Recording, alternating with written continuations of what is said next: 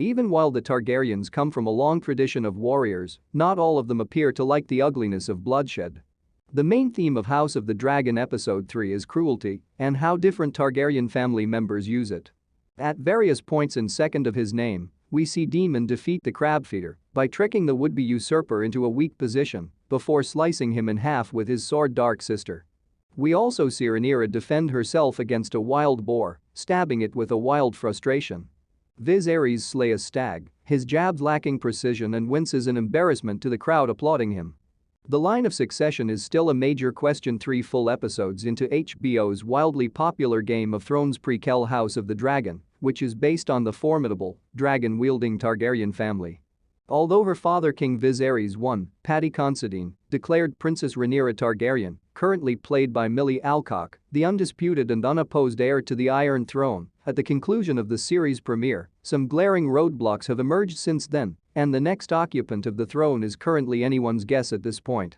The third episode of the series, Second of His Name, finds Rhaenyra and Viserys firmly at odds over that succession question, his second marriage, and a few other factors.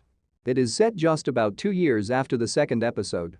Beyond those two, a full-scale war between the enigmatic unsettling Crabfeeder and the alliance of Daemon Targaryen, Matt Smith, and the Velaryons is being fought at the Stepstones.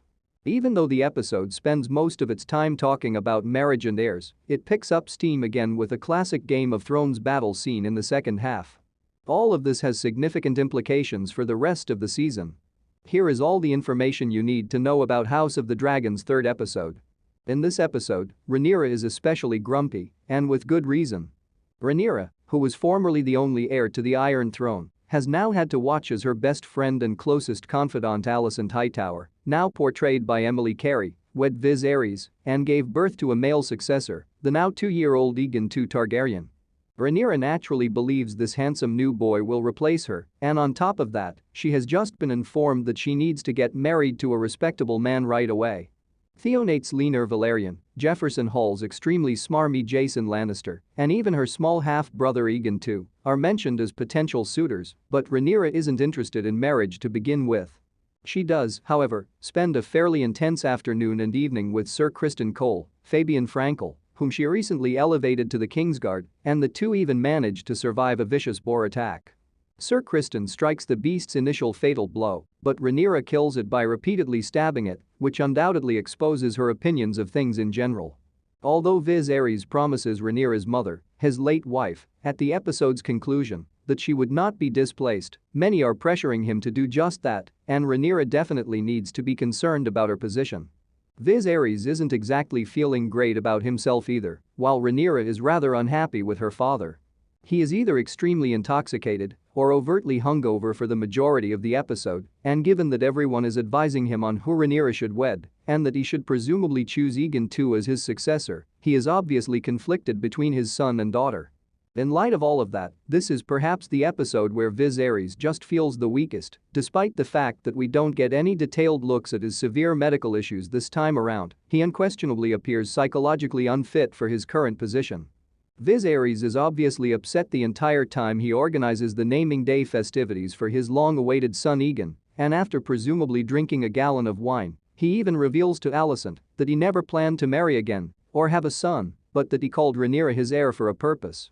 Naturally, Alicent's father Otto, Rhys Ifans, the ambitious hand of the king, wants his grandson to succeed him as soon as possible, so Alicent has been tasked with requesting that of her husband.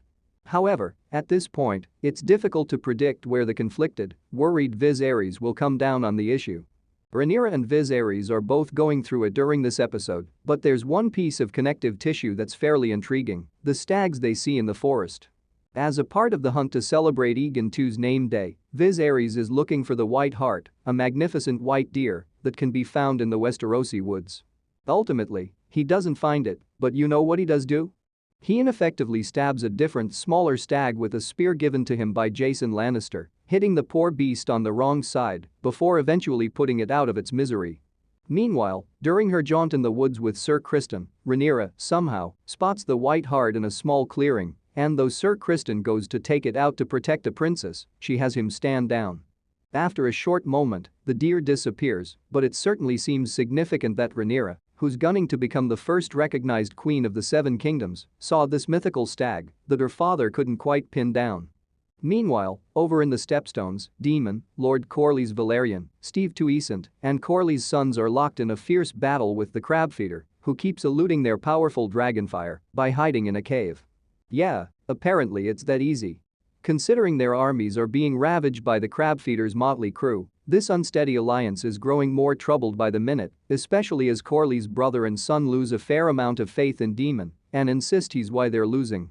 Ultimately, Daemon proves his worth after attacking a messenger from his brother, who's finally offering aid after years of inaction, by staging an elaborate ruse and pretending to surrender entirely to the Crabfeeder, going as far to lay down his sword before Corlys and Daemon's forces sneak up and decimate the Crabfeeder's army.